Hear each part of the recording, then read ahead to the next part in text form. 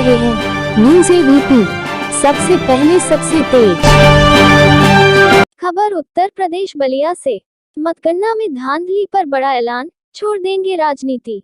अब खबर विस्तार से। जनपद बलिया में नगर निकाय चुनाव में हुए धांधली को लेकर उठी चिंगारी। पुनः निकाय चुनाव कराने की मांग 3 दिवसीय क्रमिक अनशन पर बैठे प्रत्याशी राजू सिंह डब्बू ने अपने बयान में बड़ा ऐलान करते हुए कहा कि पूर्व मंत्री व मतगणना में धांधली करके जीत हासिल करने वाले प्रत्याशी अगर पुनः दोबारा चुनाव कराते हैं और उसमें हमारी हार होती है तो हम राजनीति छोड़ देंगे, चुनाव का पूरा खर्चा देंगे। अगर मेरी जीत होती है विपक्षी दल राजनीति छोड़ दें और चुनाव का पूरा खर्चा दे। इस बयान से राजनीति में भूचाल सा आ गया है। राजू सिंह डब्बू ने ये दावा किया है, इस चुनाव में धांधली हुई है, लोकतंत्र का गला घोटा गया है, जनता के साथ धोखा है। सूत्रों के मुताबिक पुनः चुनाव कराने के बाद कई संदेहात्मक तथ्य खुलकर सामने आ सकते हैं। उत्तर प्रदेश बलिया से सुरेंद्र गुप्ता की रिपोर्ट, न्यूज़ एबीपी से। मेरा नाम ब्रिज कुमार सिंह है। मैं नगर पंचायत में हुए अध्यक्ष के चुनाव में अध्यक्ष पद का प्रत्याशी था। क्या कहेंगे, किस प्रकार का अनशन है और क्या समस्या आ पड़ी है? यह समस्या ऐसी है जो पहले कभी देखी नहीं गई थी। मेरे जीवन में तो ऐसी चीज मैंने नहीं देखा था। चुनाव हुआ, चुनाव के बाद मतगणना हो रही थी। मतगणना में जो प्रत्याशी और जो एजेंट उस मतगणना को देख रहे थे, उसी के लिए वो नियुक्त किए गए थे। जब उन्होंने खाली मत पेटी देखा तो उनको आश्चर्य हुआ। हतप्रभ होकर उन्होंने पूछा, इसका विरोध किया तो लोगों ने कहा कि भाई भूल हो गई है, खाली पेटी वहां पड़ी हुई थी, ये नील लिखा हुआ है। ठीक है भाई, दूसरी पेटी मंगाइए। दूसरी पेटी मंगाई गई, उसका सील टूटा हुआ था और वह भी खाली थी। उसके बाद अब ये आग बबूला होके लोग कहने लगे कि ये गलत हो रहा है, चुनाव में धांधली हो रही। बात सही थी। उस पर अब प्रशासन ने उनकी बात सुनने के बजाय, उनको समाधान देने के बजाय, उसका स्पष्टीकरण देने के बजाय बर्बरता पूर्वक लाठी चार्ज किया, जिसमें हमारे ये डब्बू सिंह जो बैठे हुए प्रत्याशी हैं वो घायल हो गए, छोटे सिंह घायल हो गए, प्रमोद पांडे घायल हो गए, शशिकला तिवारी जी महिला है, उनको भी चोट लगी, वो भी प्रत्याशी थी। ये सारी चीजें हुई और जैसे हंगामा खड़ा हो गया। आप लोगों की भी उपस्थिति वहां हुई जहां सारी बात कही गई, लेकिन उस चुनाव प्रक्रिया, जो मतगणना की प्रक्रिया है, उसको सुधारने के बजाय और उग्र होकर के और उसमें उन्होंने धांधली की। क्या आप को लगता है कि सत्ता धारी के आगे आप लोगों का जो क्रमिक अनशन है भारी पड़ेगा, न्याय मिल पाएगा? देखिए, अनशन हम भारी पड़ेंगे कि नहीं पड़ेंगे, जनता सब पर भारी है, क्योंकि हमारे कॉन्स्टिट्यूशन में स्थिति में तो जनता के ऊपर भी भारी सत्ता पड़ गई है। देखिए, ये कहने को पड़ गई है, इससे कुछ नहीं होता है। हमारी सर्वोच्च सत्ता जो है संविधान ने जनता में ही निहित किया है, क्योंकि सॉवरेंटी जो है पीपल में वेस्ट करती है, हमारे संविधान ने दिया है। और हम चाहे कितना बड़ा ताकतवर क्यों न बन जाए, लेकिन लोकतंत्र में अगर हम लोकतंत्र के रण में हैं तो हम जनता के आगे एक निरीह व्यक्ति की तरह से हैं और जनता जो निर्णय देती है वही सर्वमान्य होता है। अगर आप मांग करते हैं, आप पुनः यहाँ मतदान कराने की मांग करते हैं, अगर ऐसा कुछ नहीं होता कि आपकी आगे रणनीति क्या होगी? आगे की रणनीति होगी, अभी हम गांधीवादी तरीके से लड़ रहे हैं। हमारा आज क्रमिक अनशन का दूसरा दिन है, कल तीसरा दिन होगा और अंतिम दिन होगा। कल हम यह तय करेंगे कि अगली रणनीति हमारी क्या होगी इस अनशन की और कहां हमारी लड़ाई जाएगी, किस रूप में हम संघर्ष करेंगे। क्योंकि हम उग्र नहीं हो सकते। हम सत्ता से लाठी डंडे गोली बंदूक से लड़ने के आदी नहीं है। हम अहिंसक लोग हैं, हिंसा में विश्वास नहीं करने वाले हैं।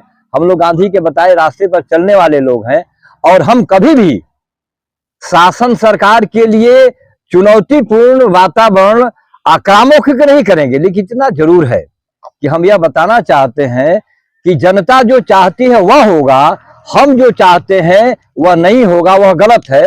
और जनता की भावनाओं पर चोट की गई है, जनता ने बड़े शांतिपूर्ण तरीके से अपना मतदान किया। मतगणना में आपने हेर फेर करके और किसी को जिताने के लिए आपने काम किया, यह गलत है। इसका विरोध किया जा रहा है लोकतांत्रिक तरीके से, यह विरोध जारी रहेगा और जनता भी इस बात को मान रही है। देखिए, वो क्या करते हैं, वो क्या सोचते हैं, इससे मतलब नहीं है। जनता जो हम कह रहे हैं, जनता जो हम कर रहे हैं उसको मान रही है।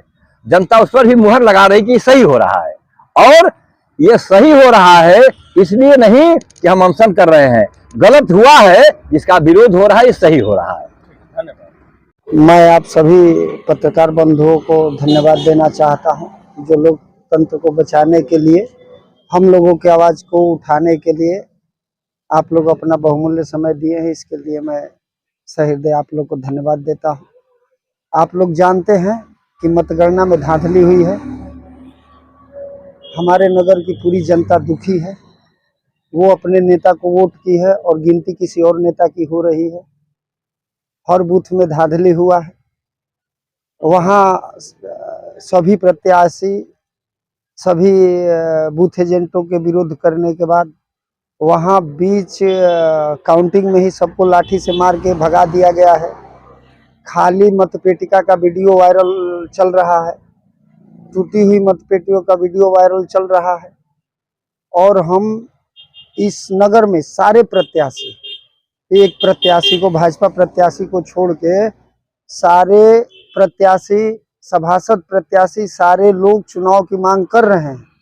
यहाँ लोग इसलिए नहीं आ रहे हैं कि उन लोगों के द्वारा डराया जा रहा है, धमकाया जा रहा है, इसलिए प्रत्याशी, सभासद प्रत्याशी सारे यूनिट यहाँ नहीं आ पा रहे हैं।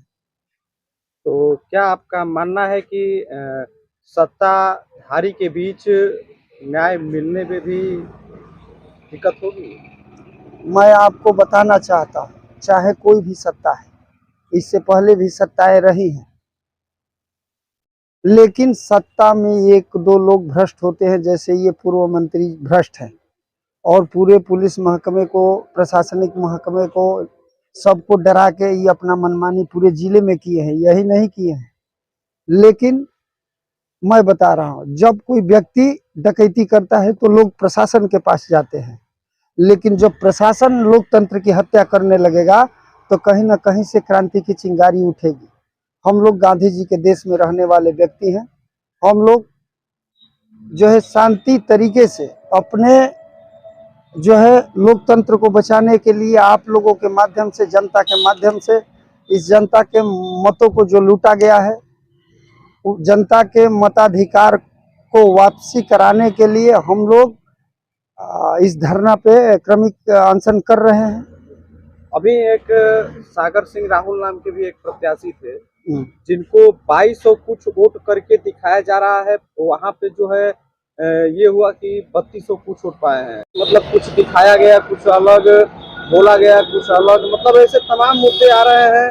तो कहीं ना कहीं सत्ता और प्रशासन पर जो ये सवाल उठा है, क्या हकीकत में इसमें न्याय मिल पाएगा? जब पहले ही उठ चुका है, जनता अलग है, सत्ता और प्रशासन एक है, तो क्या इसमें मतलब बहुत एक बड़ा मुद्दा है। कैसे आप लोगों को न्याय मिलेगा? मैं आपको बताना चाहता हूं, आप पूरे प्रदेश में देख रहे हैं, बलिया के अन्य सीटों पे भी देख रहे हैं, विरोध प्रदर्शन चल रहा है।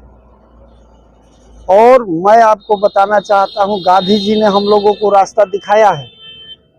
और मैं आपसे कहा कि हम लोग लोकतंत्र को बचाने के लिए धरना पे बैठे हैं। आप लोगों की वजह से आवाज़ें जनता तक जो है पहुंच रही है।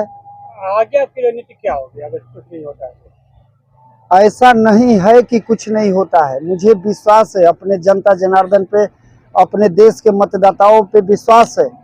मैं आप लोगों से एक बात कहना चाहता हूं, अगर ये जनता का जनाधार है, ये लोग डकैती नहीं किए हैं मतदाताओं के मतदान का, ये लोग लाठी के बल पे अगर सत्ता का चुनाव नहीं कराए हैं, तो इनका प्रत्याशी बोल रहा है कि जनता का जनाधार है, इसे सबको स्वीकार करना चाहिए। जनता का जनाधार आज से पहले भी हमारे नगर में लोगों को मिला है, पूरा नगर स्वीकार किया है। ब्रिटिश हुकूमत से लेकर आज तक ऐसा कभी नहीं हुआ है। ये पहली बार हुआ है कि लाठी के दम पे चेयरमैन और मेंबर सभासदों का चुनाव कराया गया है। साथियों, मैं आप लोगों को बताना चाहता हूं कि भाजपा प्रत्याशी अगर मानते हैं कि जनता का जनाधार है, तो मैं उनसे कहना चाहता हूं कि वो हम लोगों के बीच में आए। मैं उनसे और पूर्व मंत्री उपेंद्र तिवारी जी से कहना चाहता हूं कि अगर ईमानदारी से, स्वेच्छा से ये चुनाव हुआ है तो बवाल मचाने की कोई जरूरत नहीं है। वो हम लोगों के बीच में आए, स्वेच्छा से इस्तीफा दे और पुनः चुनाव कराए। और चुनाव में अगर हम लोग हार जाते हैं तो चुनाव का पूरा खर्च हम लोग गांव के लोगों से चंदा मांग के देंगे। अगर वो चुनाव हार जाते हैं तो वो चुनाव के पूरे खर्च को देंगे और आजीवन राजनीति से इस्तीफा देने का काम करेंगे। और हम लोग हार जाते हैं तो हम लोग पूरा चुनाव का खर्च वहन करेंगे और आजीवन राजनीति से इस्तीफा देकर हम लोग आजीवन राजनीति नहीं करेंगे, इसको त्याग कर देंगे। बहुत हो गया।